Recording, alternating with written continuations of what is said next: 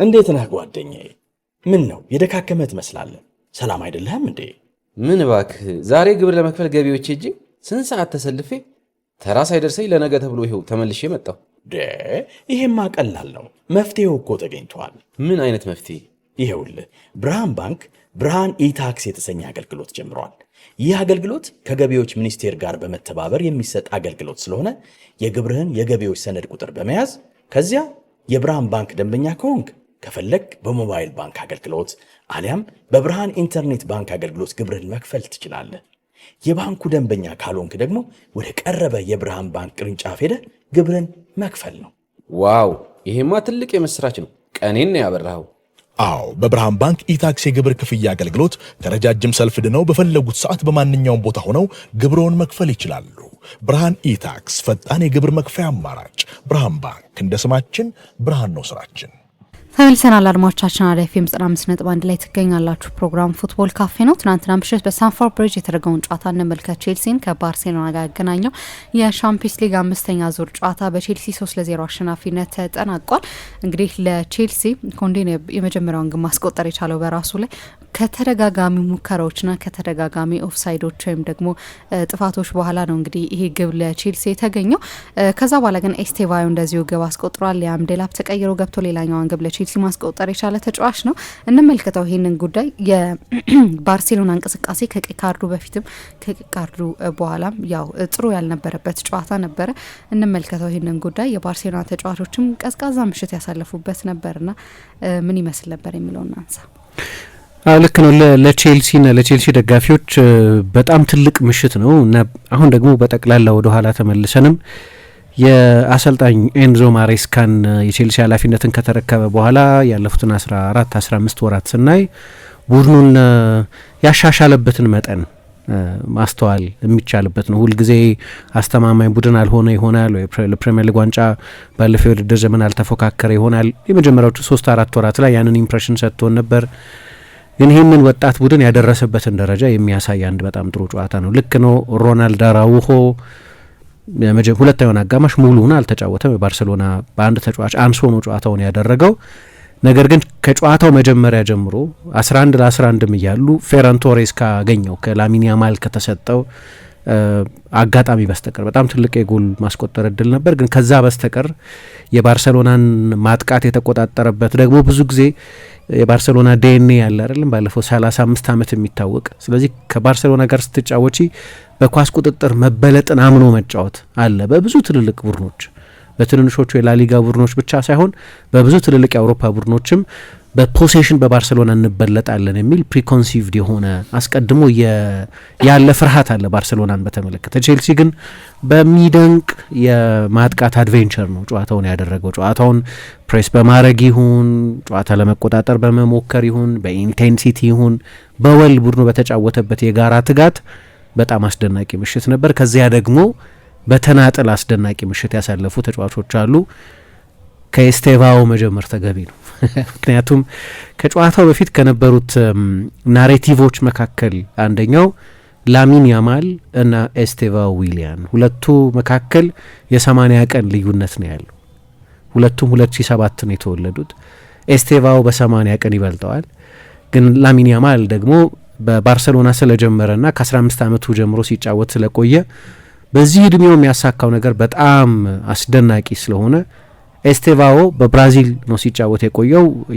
የመጣ ያለ ሱፐርስታር መሆኑን እናውቅ ነበር። ግን ለብራዚል ቡድን ስለነበር ይጫወት የነበረው እና የብራዚል ሊግን ነገሬ ብለን በየ3 ቀኑ የምንከታተለው በየሳምንቱ የምንታደመው ሊግ አይደለም እንጂ ስለሱ ስንሰማ ቆይተናል። ሁለቱም 18 ዓመታቸው ነው። ስለዚህ ከዚህ ጨዋታ በፊት የሁለት መጪ ዘመን ከዋክብት መካከል የሚደረግ ፍጥጫ ተደርጎ ታይቶ ነበር። ደግሞ ካልተሳሳትኩ ላሚን ያማልን በቻምፒየንስ ሊግ በእንግሊዝ ስናየው ለመጀመሪያ ጊዜ ነው፣ በስታንፎርድ ብሪጅ ብቻ ሳይሆን። ስለዚህ ለእንግሊዝ ኦዲየንስም በጣም ቀረብ ያለበት ምሽት ነበር። ያው ከእንግሊዝ ጋር ተጫውቷል፣ ከእንግሊዝ ቡድኖች ጋር ተጫውቷል። ግን በዚህ በእንግሊዝ እርግጠኛ አይደለሁም፣ ግን ይመስለኛል ለመጀመሪያ ጊዜ እና መጨረሻ ላይ ጨዋታው ሲያልቅ ግን ርዕስ ሆኖ የጨረሰው በጨዋታው ላይ በጣም አስደናቂ ጎል ያስቆጠረው እና በተለይ በዛ የሊቨርፑል ጨዋታ ላይ ያንን የ94ኛ 95ኛ ደቂቃ ጎል ካስቆጠረ በኋላ የራስ መተማመኑ የበለጠ ከፍ ያለው በመጠኑ ጎሉን ያስቆጠረበት ቴክኒክ 2015 ባርሰሎና ከባየር ሚኒክ ጋር ሲጫወቱ ሊዮኔል ሜሲ ያስቆጠረውን ጎል የሚመስል ልክ እንደ ሜሲ እሱም ከቀኝ በኩል እየተነሳ የሚጫወት ወደ ውስጥ እያጠበበ የሚገባ ነው። ግን የባላጋራ ቡድን ተጫዋቾቹን ኩባርሲን፣ አሌሃንድሮ ባልዴን ያለፈበትና ጎሉን ያስቆጠረበት መንገድ ፍጹም አስደናቂ ነበር። በጨዋታውም ላይ እንደዚሁ ከጨዋታው በኋላ የቲየሪ ኦንሪ በሲቢኤስ ስለዚህ ተጫዋች ሲናገር እግር ኳስ እያጣው ያለ አይነት ተጫዋች ነው። አሁን አሰልጣኞች ትራንዚሽን ስለሚፈሩ ያ ተጫዋች ድሪብል ለማድረግ ሞክሮ ኳሱን ቢቀማ በመልሶ ማጥቃትና ደግሞ በአደገኛ ፈጣን የባላጋራ ቡድን ሽግግር እጠቃለሁ ብሎ ስለሚፈራ እንዲህ አይነቶቹን ተጫዋቾች አሰልጣኞች አንዳንድ ጊዜ ይቆጥቧቸዋል። እንደፈለጉ ድሪብል እንዳያደርጉ ሲያግዷቸው አያለሁ አለ። ግን እግር ኳስን የምንወደው በኤስቴቫ ዊሊያን አይነት ደፋር ልባም ተጫዋቾች ነው። እንዲያውም ከማጋና አነጻጸረው መሰለሽ አንድ አይነት ተጫዋቾች አይመስሉኝም፣ ግን ከሪያን ጊግስ ጋር አመሳሰለው።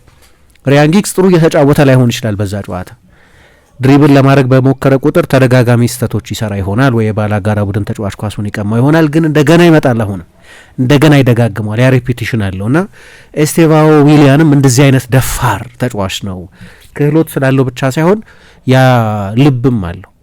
በተደጋጋሚ የባላጋራ ቡድን ተጫዋችን ያልፋል እና ቴክኒኩ አለው፣ ፍጥነቱ አለው፣ ብስለቱ አለው፣ ስክነቱ አለው። ከዛ ደግሞ አሰልጣኙ ከጨዋታው በኋላ እንደተናገረው እኔ ከዚህ በፊትም እንዳነሳሁት ምናልባት ከቤተሰቡ ባገኘው የዲሰንሲ ሊሆን ይችላል፣ ፓስተር ነው አባቱ ከዚህ በፊት እንዳነሳሁት፣ ግን ኦልድ ስኩል ነው አለ። ለምሳሌ ሞባይል ስልክ ብዙ መያዝ የሚወድ አይደለም፣ ሶሻል ሚዲያ የሚወድ አይደለም የሚል አስተያየት ሰጥቶ ነበር። ግን እስቲ እንዴት ነበር በአንቺ በኩል ጨዋታው እንዴት አገኘሹ? ማታም ሰርታችሁት ነበር? አው በጣም ጥሩ ጨዋታ ነበር አይደለ? ያው እንደዚህ አይነት ጨዋታ ስትመለከት በተለይ ገለልተኛ ደጋፊ ለሚሆን የማይቆጭበት በማምሸቱ የማይጸጸትበት አይነት ጨዋታ ይመስለኛል። በተለይ በመጀመሪያዎቹ ደቂቃዎች በሁለቱም ቡድኖች በኩል ሙከራዎች የነበሩበት ጨዋታ ነበረ።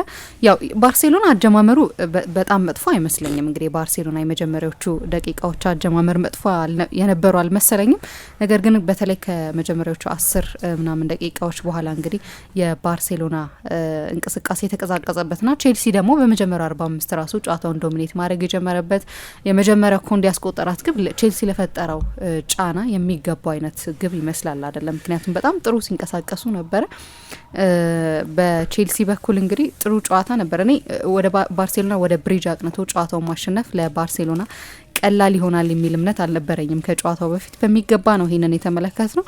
እንደውም የአራውሆ በቀይ ካርድ ከሜዳ መውጣት የቼልሲን ጨዋታ ማሸነፍ በ10 ተጫዋቾች የተደረገ ወይም ደግሞ በ10 ተጫዋቾች ስለሆነ ያገኘው ድል ነው የሚል ማሳነስ እንዳይኖረው ሰጋለሁ። ምክንያቱም በመጀመሪያው አጋማሽ ወይም እኩል ቁጥር በነበራቸው ጊዜ ራሱ በጣም ጥሩ እንቅስቃሴን ሲያሳዩ ነበር ቼልሲዎችና የሚገባቸው አይነት ውጤት ይመስላል።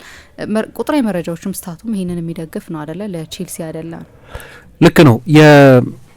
እንዳልኩት ስለ ኤስቴቫኦ ነው እያነሳው የነበረው ግን ምናልባት የባርሰሎናን ለጨዋታው ለመመለስ ያለ እድል ገድቦት ሊሆን ይችላል። የሮናልዶ አራውሆ በቀይ መውጣት ሁለተኛው ሀፍ ላይ አሰልጣኙ 11 ለ10 እንዲጫወቱ ተገደዋል። ግን ከዛ በፊት በነበሩት ደቂቃዎች አይ ቲንክ ብዙ ሰው የሚከራከር አይመስለኝም የባርሰሎናን ደጋፊ ጨምሮ ቼልሲ የተሻለ ቡድን ነበር። የኤስቴቫን ጉዳይ ልቋጭና አሰልጣኙ ጎል በማስቆጠሩ ብቻ ሳይሆን ከኳስ ውጭም ብዙ ረድቶናል የሚል አስተያየት ሰጥቷል። ብዙ ጊዜ እንደውም እንደሱ አይነት ተጫዋች በማሰልጠን በጣም እድለኛ ነኝ ይላል እና 18 ዓመት ተጫዋች የሚናገር አይመስልም እና ከጨዋታው በፊት የላሚን ያማል የእሱ ጉዳይ ትልቅ ናሬቲቭ ስለነበር ነው እሱን ማንሳት የፈለግኩት። እንዲያውም ከረጅም ጊዜ በኋላ ምናልባት ከኤደን ሃዛርድ በኋላ በስታንፎርድ ብሪጅ እንደዚህ አይነት ኤክሳይትመንት የፈጠረ ኢንዲቪጁዋል መኖሩን እንጃ። ፓልመር ልክ ነው እንደ አይነት አስደናቂ ተጫዋች ነው፣ ግን ይሄኛው ተጫዋች ደግሞ ከዛም በላይ ያለ ከፍ ያለ ሲሊንግ ያለው ሁሉ ይመስለኛል። ትልልቅ ጨዋታዎች ይመርጣል። ትልልቅ ጨዋታዎች ላይ ጥሩ ለመጫወት አይቸግረውም። 17-18 ዓመት ተጫዋች መሆኑ አያስጨንቀውም። ለብራዚል ብሔራዊ ቡድን በተጫወተ ቁጥር ትንሽ ከጉንፋን ጋር እየታገልኩ ነው። ለብራዚል ብሔራዊ ቡድን ምናልባት መሸጋገሪያ እናድምጥና ብንመለስ ጥሩ ነው። ሳምሪ መሸጋገሪያውን ታሰማንና ከዛ በኋላ እንመለሳለን።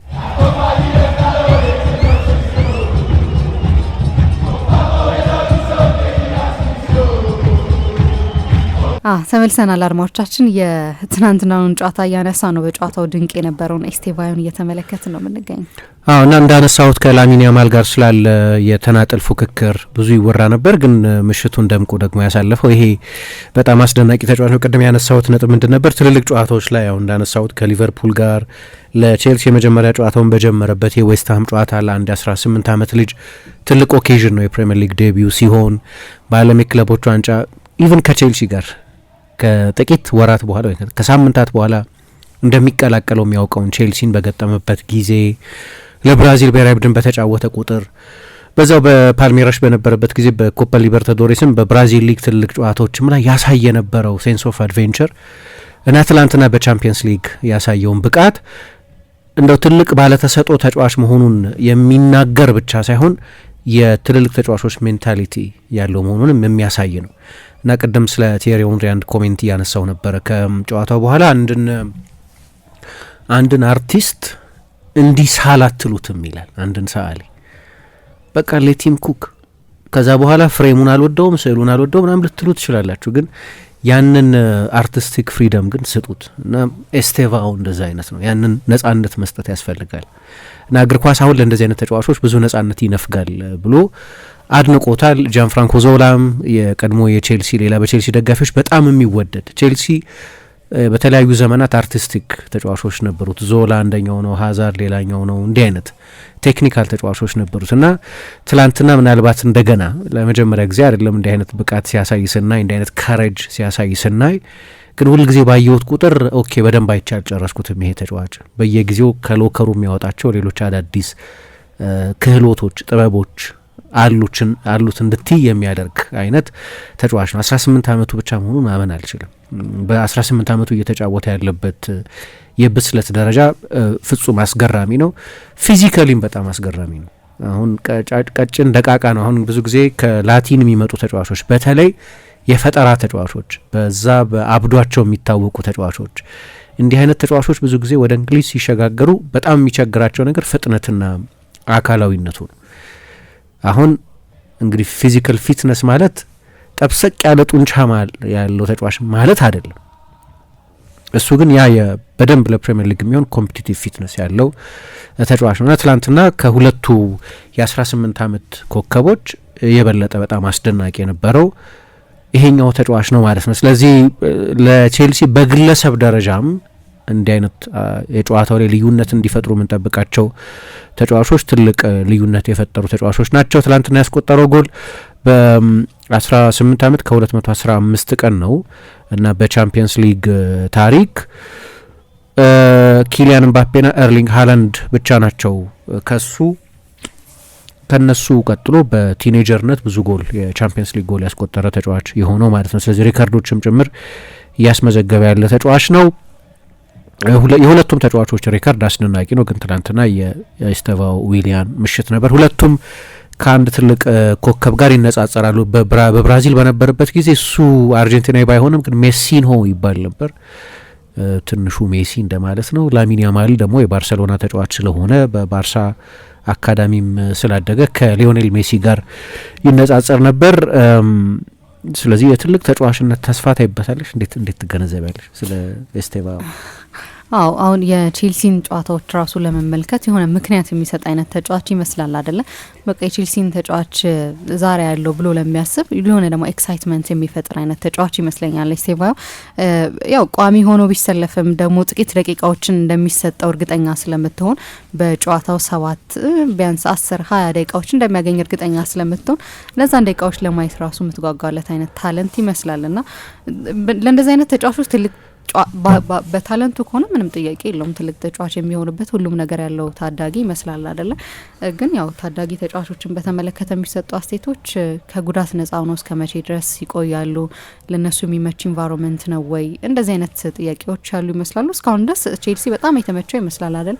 የቼልሲ ትልቅነት ያልገዘበበት አይነት ተጫዋች ነው እየተመለከት ነው። በጣም ትልቅ ክለብ ነው፣ ትልቅ ታሪክ ያለው ቡድን ነው። ግን እሱ አልገዘፈበትም ኤስቴቫኦ ላይ ና በየጨዋታው እሱን ነው እየተመለከተን የምንገኘው። ተቀይሮ ሲገባ ራሱ ወዲያውኑ የሆነ ልዩነት መፍጠር የሚችል ተጫዋች ነው። የቼልሲን ግን ደወል ኤስቴቫኦ በላይም ስለሆነ ቼልሲና በምሽቱ የቅድም እንዳልኩት የኮሌክቲቭ ድልም ስለሆነ ሌሎች በጨዋታው ላይ አሸናፊ ያደረጓቸውን ነጥቦች ላንሳ። ባርሰሎና በዚህ ውድድር ዘመን በአውሮፓ በርካታ ጎሎችን ካስቆጠሩት ቡድኖች መካከል አንደኛው ነው። ግን 5 ሙከራ ብቻ አድርጎ ነው የወጣው። 0.7 ኤክስጂ ብቻ ነው የነበረው። ስለዚህ ባርሳ ራሱ ከ50 ምናምን በላይ ተከታታይ ጨዋታዎች ላይ ጎል አስቆጥሯል። የቼልሲ የተከላካይ መስመር ብዙ የሚታማ እንደሆነ እናውቃለን። ግን ትላንትና የባርሰሎናን አስፈሪ ማጥቃት ኃይል ባርሳ በማጥቃቱ ብዙ የሚታማ አይደለም። የመከላከል ኦርጋናይዜሽን ጉዳይ በተለይ ይሄኛው በጣም ደፋር የሆነውና አንዳንድ ጊዜም ሁኔታዎችን እያዩ አሰልጣኙ ሪያጀስት አያደርጉም በሚል የሚታሙበት የባርሰሎና ሃይ ዲፌንሲቭ ብሎክ እሱ ብቻ ነው ችግሩ ለማለት ያስቸግረኛል። በዚህኛው መንገድ ባለፈው የውድድር ዘመኑ ከዚህ በፊት በባየር ሚኒክም ብዙ ዋንጫዎች ስላሸነፉ፣ ነገር ግን የባርሰሎና ፕሬሲንግ ትክክል በማይሆንበት ጊዜ የባርሳ የተከላካይ መስመር ትላንትና እንደሆኑ ይጋለጥ ነበር። ለዚህ ግን ማሬስካን ማድነቅ ያስፈልጋል። ምክንያቱም እኔ ከጨዋታው በፊት የነበረኝ ግምት ወይም ሁላችንም የነበረን ግምት ዡዋው ፔድሮ ጨዋታውን ይጀምራል፣ ድሮፕ ያደርጋል ወደ ሴንትራል ቦታዎች። ስለዚህ ከሁለቱ የባርሰሎና የመሀል ተከላካዮች መካከል ወይ ኩባርሲን ወይም ሮናልዶ አራውሆን ትላንት የተሰለፉት ሁለት የመሀል ተከላካዮች እነሱ ናቸው። አንደኛውን የበለጠ ወደ ሴንትራል ቦታዎች ፑል ያደርጋል፣ ይስባል። ትልቁ ጥያቄ ቼልሲ እስካሁን ድረስ የክንፍ ተጫዋቾቹን ከጀርባ በሚደረጉ ሩጫዎች ላይ መጠቀም የሚፈልግ ሳይሆን አፔንዳውን ፉልባክ ሁልጊዜ ስለማይጠቀም ለሜዳ ስፋት ለመለጠጥ ነው የሚጠቀምባቸው። ስለዚህ እዛ ላይ ለውጥ ያደርጋሉ ወይ የሚል ጥያቄ ነበር እና ለዚህ አይነት በተለይ ባርሰሎናን ሃይላይን ለማጥቃት ከጥልቅ የሚደረጉ ሩጫዎች ስለሆኑ የበለጠ ወሳኝ መሳሪያዎች የሚሆኑት የመጨረሻ ፓሶችን የመጨረሻ ክሮሶች ለማጥቃት የሚጫወት 9 የግድ አያስፈልገውም። ዡዋው ፔድሮ ደግሞ ክሮሶች ለማጥቃት የሚገባ አይደለም። ክሮሶች ማጥቃት የሚችል ተጫዋች ነው። ቁመት አለው። በጭንቅላቱ ጎሎች ያስቆጠር አይተነዋል። ሳጥን ውስጥ ተገኝቶ ጎሎች ማስቆጠር የሚችል ተጫዋች ነው። ግን በብራይተንም ወደ ቼልሲም ከመጣ በኋላ ባለፈው እንዲያውም ከበርንሌ ጋር በነበረው ጨዋታ 10 ቁጥር ሆኖ ጭምር ነው የተጫወተው። ስለዚህ ሃሪ ኬን ከዚህ በፊት ሲያደርግ እንዳየነው ወደ ሴንትራል ቦታዎች የሚመጣ እና ለሰከንድ ፌዝ ራነሮች ሯጮች የመጨረሻ ኳስ የሚያቀብል አይነት በዚህ መንገድ ነው የባርሰሎናን ሃይ ላይን ወይም ፍሊክ ላይን የሚሉት የራዮ ቫይካኖ አሰልጣኝ ኤክስፖዝ ያደርጋል ብለን የጠበቅ ነው። ግን አሰልጣኝ ሃንዚ ፍሊክን ጭምር ሰርፕራይዝ ያደረጋቸው ይመስለኛል። እንደ አሰልጣኝ የማሬስካን ኢቮሉሽን የምናይበት ነው። መጀመሪያ አካባቢ በጣም ዶግማ አሰልጣኝ ይመስል ነበር። የግድ የኳስ ቁጥጥር አሰልጣኝ ብቻ ለመሆን የሚፈልግ የትዕግስት ቡድን ብቻ ለመስራት የሚፈልግ አሰልጣኝ ይመስል ነበር። አሁን በዓለም የክለቦች ዋንጫ ላይ ብዙ ኤክስፐሪመንቶች ይሰራየን። ቼልሲ ብዙ ጎሎች በትራንዚሽን አስቆጥሯል። አፔንዳውን ፉልባኮች መጠቀም ጀምሯል። አንዳንድ ጊዜ አነስተኛ የኳስ ቁጥጥርን ለመቀበል ፈቃደኛ የሆነ ቡድን ሲሰራ አይተናል። እንደ አሰልጣኝ ያለፈው 1 ዓመት ምናምን ለሱ ትልቅ ለርኒንግ ከርቭ ነበር። የጓርዲዮላ ተማሪ ነበር። ስለዚህ ከጓርዲዮላ ጋር አብሮ የሰራ ሰው፣ የጓርዲዮላ ትልቅ አድናቂ የነበረ ሰው አብሮ ከመስራቱም በፊት በሌስተር የገነባውን ቡድን የጓርዲዮላ ቡድኖችን የሚመስል ተች ለነበረው አሰልጣኝ አንዱ ፍርሃት ያዶግማዊነት ነው። አሁን ግን አዳፕታቢሊቲ ታይበታለች እና ትላንትና በነበረው የአጥቂ ምርጫ ላይ ለምሳሌ ሃንዚ ፍሊክ የገመተው አይመስለኝም። ዡዋው ፔድሮ ኔቶ 9 ቁጥር ሆኖ ነው የጀመረው ትላንትና። ወይ ዡዋው ፔድሮን እንግዲህ ፊት ሆኖ ከሆነ አላቅም፣ ወይ ዡዋው ፔድሮን ወይም ሊያም ዴላፕን ነው ልትገምች የምትችው። ሁለቱ የቼልሲ 9 ቁጥሮች ክረምትም ላይ ያስፈረሟቸው 9 ቁጥሮች እነዚህ ናቸው። እነሱ በማይኖሩበት ጊዜ ምናልባት አንዳንድ ጨዋታዎች ላይ ፔድሮ ኔቶ ሲጫወት ስላየን በ9 ቁጥርነት ፍጹም ሰርፕራይዝ አይደለም። ሁለቱ እያሉ ግን አትጠብቅ። ግን ምክንያት ነበራቸው። ምክንያቱም ሊያም ዴላፕም ዡዋው ፔድሮ በተለይም ከጀርባ የሚሮጡ ተጫዋቾች አይደሉም፣ ወይ ፈጣን ሰፊ ስፔስ የሚያጠቁ ተጫዋቾች አይደሉም። ይሄኛው ግን ፈጣን ተጫዋች ነው። የሱን መግባት ተከትሎ ግን ሌላ ኮምፕሊመንት የሚያደርግ እንደ ኳርተር ባክ እንዲጫወት የፈለጉት ተጫዋች ደግሞ ከሌሎቹ ጨዋታዎች የበለጠ ጠለቅ ያለ ዞን ይዞ የተጫወተው በተለይ ዡዋው ፔድሮ ካልጀመረ 10 ቁጥር ሆኖ እንዲጫወት ነው የምጠብቀው ኤንዞ ፈርናንዴዝን። ትላንትና ግን የበለጠ ድሮፕ ያደርግ ነበር ወደ ጥልቅ። አንዳንድ ጊዜ ከቡድኑ 6 ቁጥር ከሚድፊልድ ቤዛቸው ከሞይሰስ ካይሴዶም የበለጠ ጠለቅ ይል ነበር። ስለዚህ ከመሀል ተከላካዮቹ ኳስ ይቀበላል እና በአንድ ይመታል ወደ ባርሰሎና ሃይ ላይን። ከባርሰሎና ተከላካዮች ጀርባ በአንድ ፓስ ትሬስ ፓስ ያደርጋቸዋል። ያንን ኳስ ደግሞ ያንን ስፔስ ደግሞ ያጠቃ ነበረ ፔድሮ ኔቶ። የመጀመሪያ አጋማሽ ላይ ባርሰሎና ላይ ብዙ ችግር ይፈጥሩ የነበሩት በዚህ ሩት ነው እና ይሄ ለእኔ እንደ አሰልጣኙ የበለጠ በኮቺንግ የበለጠ እየተሻሻለ እንደመጣ በጣም ጥሩ ማሳያ ነው። ሃንዚ ፍሊክን ሰርፕራይዝ ያደረጋቸው ይመስለኛል በታክቲካዊ ምክንያቶች። ሁለተኛ ጋርናቾን የተጠቀመው ትላንትና። እኔ ከማንቸስተር ዩናይትድ በተለይ ሩበን አሞሪም ከሚጫወትበት ሲስተም ይልቅ ለ4-2-3-1 ወይ ለ4-3-3 አይነት ሴታፕ የሚስማማ ተጫዋች ነው። በጨዋታው ላይ አስደናቂ ቢሆንም ባይሆንም የጨዋታ ዝንባሌው ብቻ ለዚህ ሲስተም የበለጠ ለትራዲሽናል የክንፍ ተጫዋች የሚስማማ ሲስተም ነው። አሁን በቀደም ጄሚ ጊተንስ የመጀመሪያ አሲስቱን ሰጥቶ ነበር። ስለዚህ ምናልባት እሱን ማሰለፍ ሎጂካል ሊመስል ይችላል። ምርጫዎቹ በሙሉ ትክክል ነበሩ። ከዚያ ደግሞ ቅድም እንዳልኩት በድፍረት ነው የተጫወተው። ብዙ ቡድኖች፣ ትልልቅ ቡድኖች እኔ የምለው ሪያል ማድሪድንም ጭምር ለባርሰሎና አንዳንድ ጊዜ ከጨዋታው በፊት በሎ ብሎክ እና በፈጣን ትራንዚሽን ለመጫወት እና ፖሴሽን እና የሜዳ ስፍራ ለባርሴሎና ለመተው 20 ዓመት አይቻሉ ብዙ ቡድኖች ይሄንን ሲያደርጉ። ብዙ ጊዜ እንደዛ ነው የብዙ ቡድኖች የብዙ አሰልጣኞች ማይንድ ሴት። በማሬስካ በኩል ትላንትና እንደዛ አልነበረም። ባርሴሎናን ፕሬስ ለማድረግ ነው ቡድኑ ጨዋታውን ሲጀምር ጀምሮ ያደርግ የነበረው።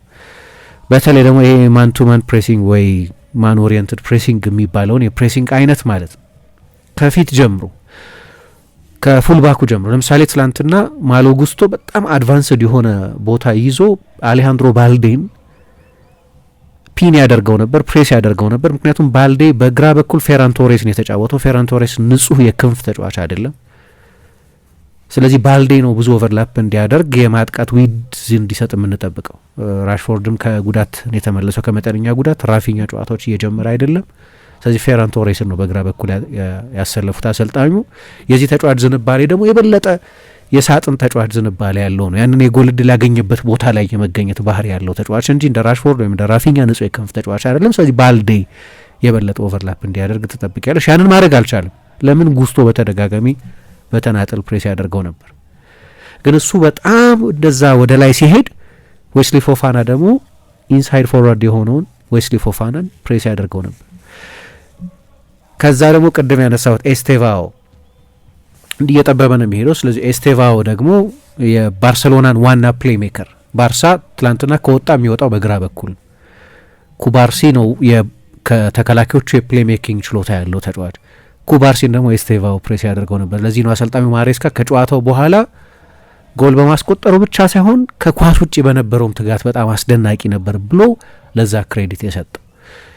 የባርሳን ግራ የቼልሲ ቀኝ ግን በጠቅላላው ሜዳ ውስጥም ሶስቱ አማካዮች የባርሰሎና አቻዎቻቸውን ኮንትሮል ያደረጉበት መንገድ በጣም አስደናቂ ነበር። ስለዚህ ከኳስም ጋር የባርሰሎናን ሃይላይን የኤንዞ ፈርናንዴዝን ቦታ ከወትሮም የበለጠ ጠለቅ ብሎ እንዲጫወት የበለጠ ኳርተር ባክ እንዲሆን በማድረግ ግን ደግሞ ከጀርባ በተደጋጋሚ እነዛን ሩጫዎች ማድረግ ብቻ ሳይሆን እነዛን ሩጫዎች መደጋገም የሚችለውን ፔድሮ ኔቶን አምና አስታውሳለሁ በአንዳንድ ጨዋታዎች ላይ በዚህ ሚና በጣም አስደናቂ ነበር። ግን ሁሌም የቀኝ ክንፍ ተጫዋች ሆኖ ነው የሚጫወተው። ስለዚህ ይሄ ለአሰልጣኙ ብዙ ክሬዲት እንድንሰጥ የሚያደርግ አይነት ስኬታማ የጨዋታ ፕላን ይመስለኛል። ከዛ ደግሞ በግል ያሉ የተናጠል ፍልሚያዎች አሉ አይደለም። በግል ያሉ የተናጠል ፍልሚያዎች ከጨዋታ በፊት ለእኔ የላሚን ያማል እና የኩኩሬያ የአንድ ለአንድ ፍልሚያ ምንም ጥያቄ የለውም በጨዋታው ላይ ከሁሉም ሜዳ ውስጥ ሊኖሩ ከሚችሉት ኢንዲቪጁዋል ፍልሚያዎች የበለጠ ትኩረት ያገኘው ነበር።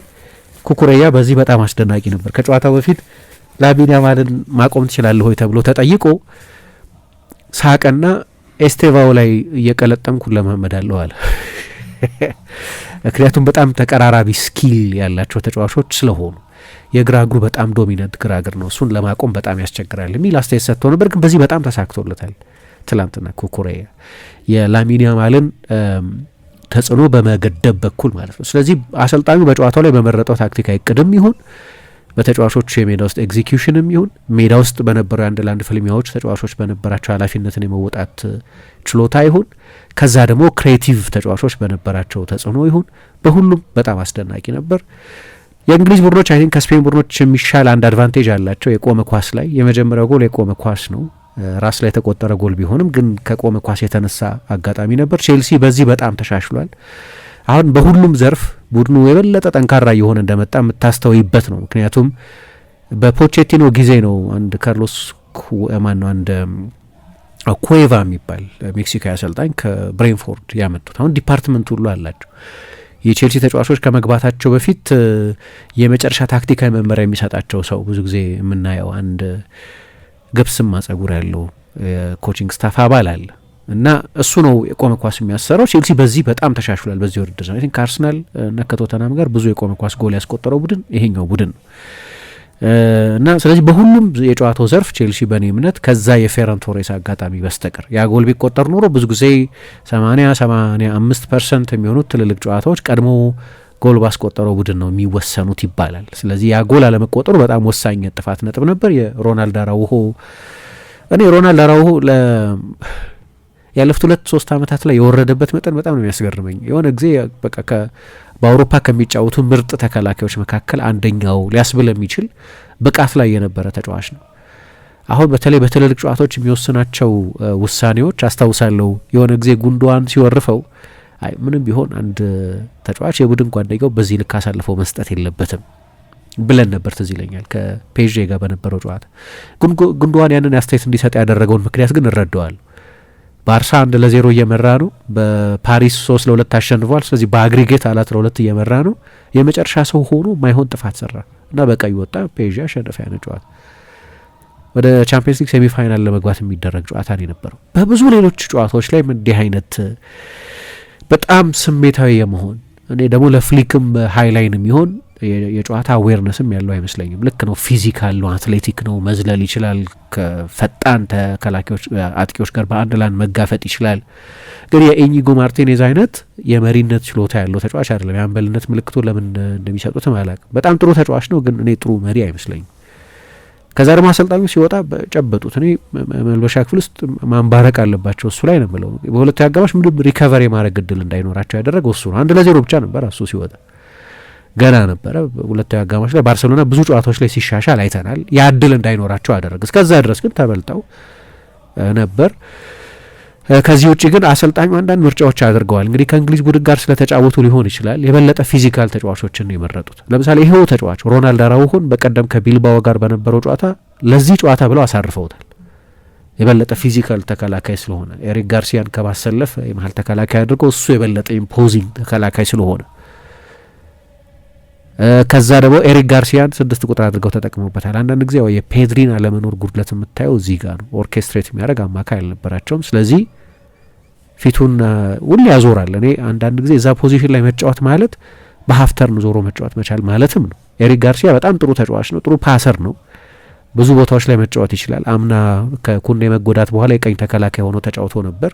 መሀል ላይ መጫወት ይችላል አንዳንድ ጨዋታዎች ላይ። ግን ከታስታውሺ እንደሆነ እዛ ቦታ ላይ ከሞናኮ ጋር አጫውቶት በቀይ ወጥቶ ነበር። ዞሮ መቀበል ስላልቻለ ኳስ ከጀርባ ያለውን ነገር በደንብ ስካን ስላላደረገ ያ አማካይ በመሆን የሚመጣ ነው። የግድ የፔድሪ አይነት ቴክኒካል ችሎታ አይኑረው። ግን እዛ ቦታ ላይ እሱን የመረጡት ከኦልሞ ወይ ከማርክ ካሳዶ ይልቅ እኔ የሚመስለው ለፊዚካሊቲው ብለው ከፕሪሚየር ሊግ ቡድን ጋር ነው የሚጫወቱት። መሀል ላይ ከሞይሰስ ካይሴዶ አለ፣ ኤንዞ ፈርናንዴዝ አለ። የበለጠ ፊዚካል ጨዋታ ይሆናል የሚል ግምት ስለነበራቸው ነው ያንን ተጫዋች እዛ ቦታ ላይ ያጫወቱት የሚመስለኝ። እሱ ባልሰራላቸውም ፊዚካል የሆኑ ተጫዋቾችን ነው ትላንትና የተጠቀሙት። ስለዚህ የባርሴሎና በሁሉ መንገድ ለባርሴሎና ጥሩ አልነበረም። ደግሞ ሮናልድ አራውሆ የበለጠ የጨዋታ እቅዳቸውን አበላሽቶባቸዋል። ዲዮንግ ብቻውን ስለነበር ይመስለኛል ባርሴሎና እንደሌላው ጊዜ አንደር ፕሬሸር ኳስ ሪቴን ማድረግ አልቻለም። ለረጅም ጊዜ ኳስ ይዞ ከኳስ ጋር መስካን አልቻለም። 11-11 ጭምር እያሉ ለባርሴሎና ኳስ ይዞ መቆየት በቃ ዋናው ስትራቴጂ ነው። ስኬታማ የሆነው በዛ መንገድ ነው። ባርሴሎና ያንን ማድረግ አልቻለም። አንድም አብሮት ፔድሪ አልነበረም። የበለጠ የሰራተኝነት ዝንባሌ የበለጠ ፊዚካል የሆነ መደበኛ ቦታውም የመሀል ተከላካይ የሆነ ተጫዋች ስለነበር አብሮት የተጫወተው ምናልባት በዛ ምክንያት ሊሆን ይችላል። በቼልሲ የተዋጣለት ፕሬሲንግ ምክንያት ሊሆን ይችላል። ግን ባርሳ እንደሌላው ጊዜ እንደፈለገ ጨዋታ ዲክቴት ማድረግ አልቻለም። ስለዚህ በዚህ ሁኔታ ትላንት ተሸንፈው ወጥተዋል የባርሴሎና ተጫዋቾች። ይሄ የአሰልጣኙ ምርጫም ባክፋየር አድርጓል። ፊዚካሊቲው አልነበረም አሰልጣኙ የፈለገው ፊዚካሊቲ። ምክንያቱም በፍጥነት በኢንቴንሲቲ በፕሬሲንግ ኢንቴንሲቲ በተናጠል የአንድ ላንድ ፍልሚያዎች ወይም ዱዌሎች በምንላቸው ጨዋታ ኮንትሮል በማድረግ በመረጋጋት የጎል እድሎች በመፍጠር በሁሉ መለኪያዎች ቼልሲ የተሻለ ነበር። ቢያው ኦፍሳይድ ተብለው የተሻሉ ጎሎችም ነበሯቸው። ኦፍኮርስ ኦፍሳይድ ናቸው፣ ግን ምን ያህል ለጎል እየተቃረበ እንደነበር ቼልሲ የሚያሳይ ነው። ስለዚህ በጠቅላላው በአሰልጣኙ ስር ቡድኑ እያሳየ ያለውን እድገት የሚያሳይ ነው። ኮንሲስተንት ቡድን አይደለም፣ ልክ ነው። ግን ትልልቅ ጨዋታዎች ላይ ደግሞ ተርናፕ ያደርጋል። ልክ የዓለም ክለቦች ዋንጫ ላይ እንዳየ ነው፣ ከሊቨርፑል ጋር እንዳየ ነው፣ ወይ ከፓሪስ ሳን ዠርመን ጋር ቅድም እንዳነሳሁት እንዳየ ነው። ልክ እንደ ትላንትናው ምሽት አይነት ጨዋታ ላይ ቡድኑ ተርናፕ ያደርጋል እና ያንን ምርጦቹን የቼልሲን ዓመታት የሚያስታውስ አይነት አትሞስፌርም ነው ስቴዲየም ውስጥ የነበረው። ለላሚን ያማልና ለጓደኞቹ ግን አስቸጋሪ ነበር። እሱም 10 ደቂቃ ሲቀረው ተቀይሮ ወጥቷል። ምንም ማድረግ እንደማይችሉ ስላወቁ ለመቆጠብ የወሰኑ ይመስለኛል ተጫዋቹ። ለሳምንቱ ከአላቬስ ጋር መሰለኝ የሚጫወቱት። ስለዚህ ግሩም በጣም አስደናቂ ምሽት ነበር በሁሉም ረገድ። ከአርሰናል ጋር ከሚደረገው ጨዋታ በፊትም የቡድኑን መንፈስ የበለጠ ከፍ የሚያደርግ አይነት ነው። ምክንያቱም ከዚህ ጨዋታ በፊት ካልተሳሳትኩ ያሸነፉት የመጨረሻዎቹን 35ኛና 36ኛ ላይ ያሉትን ቡድኖች ነው። ቤንፊካንና አያክስን ነበር ያሸነፉት። አሁን እንግዲህ ተገቢ ይሁን ያግምት አይሁን አላቅም፣ ግን የዚህን ዓመት ቻምፒየንስ ሊግ ያሸንፋሉ ተብለው ከሚገመቱ የወቅቱን የስፔን ሻምፒዮን ያምናውን የቻምፒየንስ ሊግ ሴሚፋይናሊስት ያሸነፉት። ስለዚህ ለቡድኑ የራስ መተማመን የሚኖረውን ትልቅ ትርፍም ማሰብ ይቻላል። አዎ በጣም ጥሩ ምሽት ነበረ ለቼልሲ። በተለይ ደግሞ 3-0 ማሸነፍ ባርሴሎናን ቀላል ሆኖ አያውቅም አይደለ ለቼልሲ። ምክንያቱም በብሪጅ የተደረገ ጨዋታ ቢሆን እንኳን የሚጫወቱት ግን ከባርሴሎና ነው። ደግሞ እየመጣ ያለ ይመስል ነበር አይደለ ቼልሲ። ባርሴሎና በራሱ እየመጣ ያለ ይመስል ነበረ፣ ግን ደግሞ ትናንትና ተሸንፏል። ይህንን ጉዳይ በተመለከተ እስኪ አድማጮቻችን የሰጡትን አስተያየት እንመልከት። ያው በጣም ጥሩ ጨዋታ ስለነበር በርካታ አድማጮቻችን አስተያየቶቻቸውን ልከውልናል። አዎ አብዱልፈታ ኬቲ የሚል አድማጫችን ቼልሲ እጅግ ድንቅ ነበር፣ የባርሴሎና ደካማ መሆን ሳይቀር ማለት ነው። እርግጠኛ ነኝ የማታው ባርሴሎና ኮቨንትሪ ሲቲ ራሱ ያሸንፈዋል። በላሊጋው ሴልታ ቪጎ 4 ጎል ለምንም እንዳስቆጠረበት ከማታው ጨዋታ በኋላ ገባኝ። ዋው ስቴቫዮ ቆሜን ያጨበጨብኩለት ትክክለኛ ብራዚላዊ ነው። ካሱ እግሩ ስር እንዴት አባቱ ነው የሚያምረው። ያማል ነበረ ያስብላል። ሃላንድ ፉትቦል ክለብ ግን ግራ ገብቶታል። ሻምፒየንስ ሊግ የሳምንቱ ትልቁ ጨዋታ ዛሬ ይደረጋል። ድል ለኔው አርሰናል ብሎናል።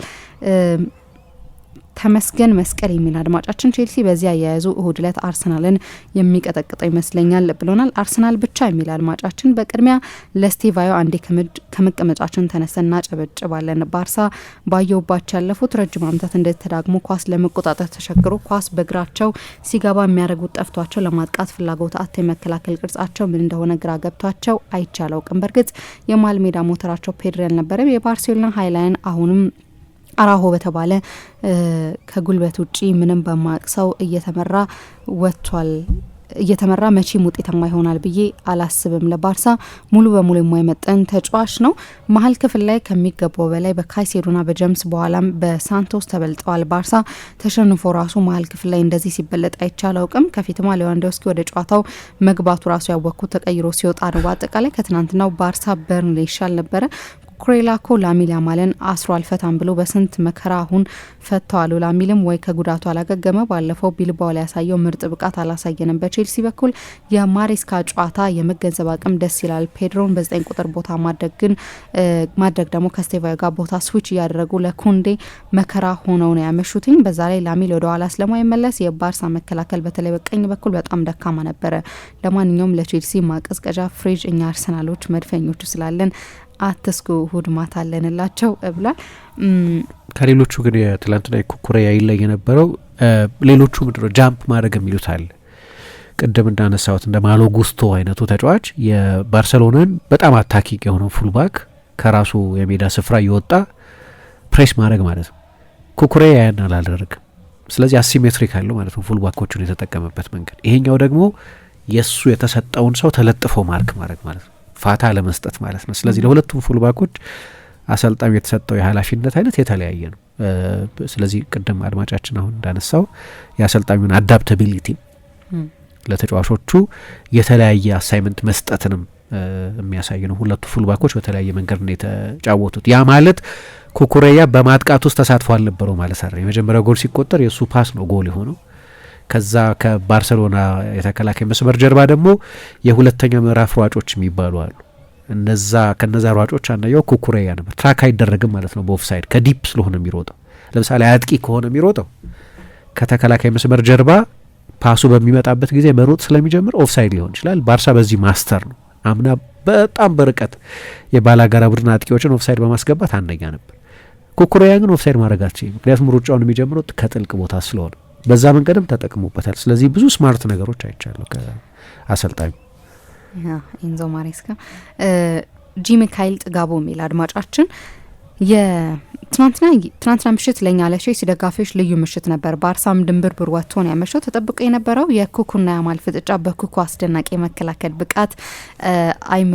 ብቃትና አይምሮ ተቋሽቷል። እኔ ኩኩሬያን ስመለከት ለግዳጅ የወጣ የኮሪያ ወታደር ነው የሚመስለኝ። ለእያንዳንዱ ኳስ ነው የሚፋለመው። ቼልሲ አሁን ላይ ያለምንም ጥርጥር የዓለማችን ምርጡ ፉልባክ በስኳዱ እንዳለ በድጋሚ አሳይቷል። ካይሴዶ ነው። ኤንዞም ልዩ ነበረ። ኤስቴቫዮ የብሪጅ አየር ሁኔታ ተመችቶታል። አጣማሪዎቹ ቢቀያየሩም እሱ ግን ሁሌም በቋሚነት የሚሰለፈው ቻሎባ አሁን ላይ ላለ ቼልሲ ኋላ ክፍል መረጋጋት ትልቁን ሚና እየተወጣ ነው። ፔድሮ ኔቶ ግን የት ቦታ ላይ ነው መጫወት የማይችለው? ተገቢውን ክብር ያላገኘ ይመስላል። እኔ የጨዋታው ኮከብ የማሬስካ ማስተር ማይንድ ነው። አሁን የፓልመር አለመኖር እየረሳ ነው ይመስለኛል። ዛሬ ሪያሊቲ ቼኪንግ ኤምሬትስ ላይ ይኖራል ብሎናል ጆሲማን የሚል አድማጫችን። ቼልሲ ባርሴሎና ላይ አምጣ ካቅማቸው በላይ ሆኖ ያመሸበት ጨዋታና አስገራሚው ጨዋታ ይመስለኛል። ኤስቴቫዮና ኩኩሬያ ብቃታቸው የባርሴሎና ከዋክብት ጠፍቶ ያመሹበት ምሽት ነው። ከፒኤስጂ ፍጻሜ በኋላ ሁለተኛ አስደናቂ የማንረሳው ምሽትን ቼልሲ አሳይቶናል። ለእሁዱ ግጥሚያ ግን ቀኑ ሳይደርስ ቅዠት ጀምር ያለው ብሎናል። ሀሚድ ጀማል የሚል አድማጫችን ደግሞ ኤስቴቫዮ ግን ምን አይነት ተፈጥሮ ያደለችው ድንቅ ልጅ ነው። በዛ ላይ ቤተሰቦቹ በጥሩ መንገድ ነው የያዙት። ያማል እንደዚህ አይነት ወላጆች ያስፈልጉት ነበር። ኩኩሬያ ላይ አማርን ሳንቼዝ እንዳለው በኪሱ ከቶት ነበረ። ለሁዱ መነሳሻ የሚሆን እድል ነበር። ባርሳ ፔድሪ ያስፈልገዋል መሀሉን ለመቆጣጠር እሱ ያስፈልገዋል ብሎናል። ጋርዲዮላ ምድቡን አልፋለሁ በሚል መሰለኝ በቤንች የገባው ግን አልሳካለትም ብሎናል። ዴቭ የሚል አድማጫችን ደግሞ ቼልሲ በጣም ፎርም ላይ ያለ ቡድን ይመስላል። በእርግጥ ቀይ ካርዱ ጨዋታው ላይ ተጽዕኖ ቢያደርግም ከቀይ ካርዱ በፊትም ግን ቼልሲ ምርጡን ቡድን አሳይቶናል። ከፊት ኤንዞና ኤስቴቫዮ ከኋላ ቻሎባ ድንቅ ነበሩ። ሮናልዶ አራውሆ ግን ለቡድን ማይጠቅም በጣም አንፕሮፌሽናል የሆነ ስህተት ነው የሰራው። ሲቲን በተመለከተ ጋርዲዮላ ለምን እንደዚህ አይነት ሮቴት እንዳደረገ ግልጽ አይደለም። በተለይ ሃላንድ ተጠባባቂ ማድረጉ የጎዳ ይመስለኛል። ነገር ግን ተቀይረው ከገቡ በኋላ ፍላጎታቸው በጣም የተቀዛቀዘ ቡድን ሆነው ታይተዋል። ዛሬ አርሰናል ሙኒክን ማሸነፍ ያለበት ምክንያት ከውጤቱ በላይ ለስቴትመንት በጣም ወሳኝ ይመስለኛል። ምክንያቱም ላለፉት ረጅም ዓመታት ሙኒክ አርሰናልን ዶሚኔት የሚያደርግ ቡድን ስለሆነ ነው። ሙኒክን ማሸነፍ ትልቅ በራስ መተማመን ያመጣል ብዬ አስባለሁ ብሎናል። የመጨረሻ ስቴት እንቀበል። ኤልያስ ትናንትና ይህ እንደሚመጣ እርግጠኛ ነበርኩ። ይኸው ያልኩት አንዱም አልቀለም። ባርሴሎና እንደተለመደው በሀይ ላይ ለመጫወት ሞከረ። በሚገባው መልኩ አስተናግደው ሸኙት። ከሰቱ ያልተማረው ባርሴሎና ዛሬም በሚገባ ተቀጥቷል። የቼልሲ ባክላይን ፍሌክሲብል ነበረ። ሪሲ ጀምስ ዛሬ የተጫወተው የት ነበር? የማሬስካ ማስተር ማይንድ በዚህ ተመልክተናል። ማርኮ ኩኩሬያ ላሚን ያማል ከጨዋታው ውጪ ካደረገው ቼልሲ ሊያሸንፍ ይችላል ብዬ ነበር። ምን ኩኩሬያ ብቻ ላሚን ያማል ማርክ ያደረጉት በሁለት በሶስት ተጫዋች ነበር። እሱም ተሳክቶላቸዋል። ከጌሙ በፊት በነበረው ትንታኔያችሁ ያነሳቸዋቸው 3 ነጥቦች ሁሌም በኤንዞ ማሬስካ ተተግብሮ ብሉ ባርሴሎና በበላይነት አሸንፈው ወጥተዋል። ኤንዞ ለእንደዚህ አይነት ጨዋታ እንደሚያዘጋጀው ለሁሉም ጨዋታ ቢዘጋጅ የለንደናዊ እንግሊዝ ብቻ ሳይሆን የዓለም ንጉስ ይሆን ነበር። ውድ የቼልሲ ደጋፊዎች ቡም ባርሳ በፍጹም የጨዋታ የበላይነት 3-0 በመርታት ታላቅ ድል አስመዝግበናል። ኩኩሬያ፣ ኤስቴቫዮ፣ ኤንዞ ጀምስ፣ ካይሴዶ ስለነዚህ ተጫዋቾች ለማውራት ቃላት ያጥረኛል። ቼልሲ በጣም የተለየ ቲም እየሆነብኝ ነው። በቡድናችን ኮርቻለሁ። መላው ቼልሲ ቤተሰቦች እንኳን ደስ አላችሁ ብሎናል። እናመሰግናለን። አድማጮቻችን ቆይታችሁን አራዳ ኤፍ ኤም 95.1 ላይ እንድታደርጉ ነው መንጋብዛችሁ። እንዴት ነህ ጓደኛዬ? ምን ነው የደካከመ ትመስላለህ። ሰላም አይደለህም እንዴ? ምን እባክህ፣ ዛሬ ግብር ለመክፈል ገቢዎች ሄጄ ስንት ሰዓት ተሰልፌ ተራ ሳይደርሰኝ ለነገ ተብሎ ይኸው ተመልሼ መጣሁ። ይሄማ ቀላል ነው። መፍትሄው እኮ ተገኝቷል። ምን አይነት መፍትሄ? ይኸውልህ ብርሃን ባንክ ብርሃን ኢታክስ የተሰኘ አገልግሎት ጀምሯል። ይህ አገልግሎት ከገቢዎች ሚኒስቴር ጋር በመተባበር የሚሰጥ አገልግሎት ስለሆነ የግብርህን የገቢዎች ሰነድ ቁጥር በመያዝ ከዚያ የብርሃን ባንክ ደንበኛ ከሆንክ ከፈለግ በሞባይል ባንክ አገልግሎት አሊያም በብርሃን ኢንተርኔት ባንክ አገልግሎት ግብርህን መክፈል ትችላለህ። የባንኩ ደንበኛ ካልሆንክ ደግሞ ወደ ቀረበ የብርሃን ባንክ ቅርንጫፍ ሄደህ ግብርህን መክፈል ነው። ዋው! ይሄማ ትልቅ የምስራች ነው። ቀኔን ነው ያበራኸው።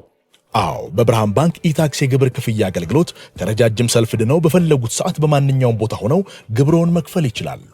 ብርሃን ኢታክስ ፈጣን የግብር መክፈያ አማራጭ። ብርሃን ባንክ እንደ ስማችን ብርሃን ነው ስራችን።